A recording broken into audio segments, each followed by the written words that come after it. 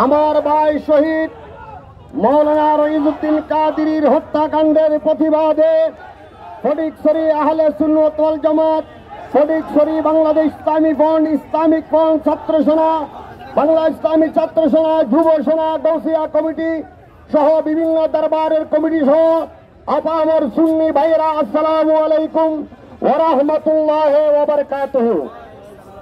এখানে বাংলাদেশের গোয়েন্দা সংস্থা থাকতে পারে, এখানে বাংলাদেশের পুলিশ বাহিনী থাকবে, এখানে ডিজিএফ এনএসআই থাকবে।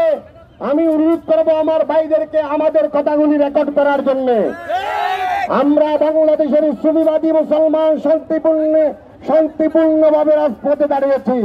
আমার ভাই রইজউদ্দিনের হত্যাকাণ্ড বিচার না হওয়া পর্যন্ত মৃত্যুর কাফন মাথায় বেঁধে নেমেছি, রাজপথ থেকে বাড়িতে ফিরে যাব। আমরা কারবালার ইতিহাস পড়েছি, আমরা দেখেছি আলে বাইত রাসূলকে যেভাবে সামনে পানি দিয়ে আবার ফিরিয়ে নিয়েছেন, সেইভাবে পুনরাবৃত্তি দেখেছি আমরা। আমার ভাই রইজউদ্দিনের মুখে একজন পুলিশ সদস্য পানির বোতল নিয়ে আবার ফিরিয়ে নিচ্ছেন, বোতল।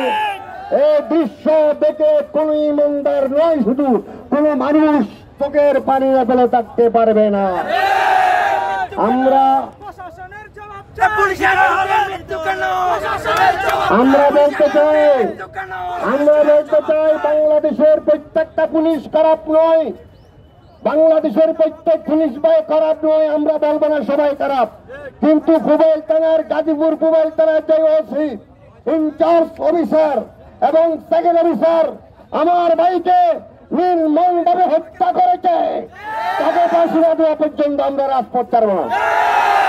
আমরা সিদ্ধান্ত নিয়ে ফেলেছি, আমরা জানি আমরা মরলে জান্নাতে চলে যাব। আর আমরা এটাও জানি আজরাইল কারো তালতো ভাই নয়। আল্লাহ আজরাইল না পড়া পর্যন্ত আমাদের মৃত্যু হবে না, এটা আমার আকীদা। আমরা চাই আমরা রাজপথে মৃত্যু হয়ে আমরা আল্লাহর জান্নাতে চলে যাব। ইতিহাস লেখেন, এনএসআই, ডিজিএফ, গোয়েন্দা সংস্থা লেখেন, বাংলাদেশের ইতিহাসে বাংলাদেশ ইসলামী ছাত্র সেনায় একমাত্র অহিংস একটি ছাত্র সংগঠন। বাংলাদেশ ইসলামী ফ্রন্ট একটি অহিংস রাজনৈতিক সংগঠন। আহলে সুন্নাত ওয়াল জামাত সুবিবাদী সংগঠন। এই সংগঠনগুলির হাতে কোন মায়ের সন্তান হত্যা হয় নাই। এই সংগঠনগুলি কোন মায়ের বুক খালি করে নাই। আমরা অনতিবিলম্বে আল্লামা মাওলানা রইজউদ্দিন আল কাদেরী হত্যার বিচার চাই। আমরা মাওলানা আল্লামা নুরুল ইসলাম ফারুকীর বিচার চাই। আমরা বিগত সরকারের আমলেও বিচার পাই নাই। আরেকটি কথা মনে রাখবেন, আমরা কোন মানব গড়া রাজনৈতিক সংগঠনের লেজিট ভিত্তিক নই। আবার বলছি,